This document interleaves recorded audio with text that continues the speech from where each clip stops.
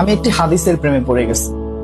হাদিসটা হচ্ছে ঠিক এমন যে যখন বান্দা একটি ঘরে কান্না শুরু করে এবং তখন আল্লাহর ফেরেশতারা বলে যে আল্লাহ তোমার এই বান্দাটা কি জন্য কষ্ট পাচ্ছে, এবং ফেরেশতারা আল্লাহর কাছে কান্নাকাটি করে বলে যে তার মনের ব্যথাকে তুমি আল্লাহ কমিয়ে দাও। তখন আল্লাহ তাআলা বলেন যে আমার বান্দা এমন কোনো কিছুর মায়া পড়েছিল বা ভালোবেসেছিল যা আমার চাইতে সে বেশি ওই জিনিসটার প্রতি ভালোবেসে ফেলেছিল।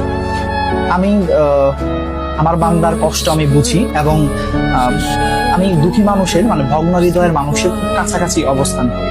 কত দূর? এক হাত দূরে আল্লাহ তাআলা অবস্থান করেন। এবং আরেকটা কথা হচ্ছে ফেরেশতারা তখন বলতে থাকে আল্লাহ তুমি চাইলেই কি সেই বান্দার সেই অভাবগুলো তুমি পূরণ করতে পারো না? তখন আল্লাহ তাআলা বলেন যে আমি ওয়াদা করতেছি আমার বান্দা যে জিনিসটা তার জীবন থেকে হারিয়েছে তার চাইতে অধিক উত্তম জিনিস আমি তাকে দিব, যা দেখে পৃথিবীর মানুষ বিস্মিত হবে।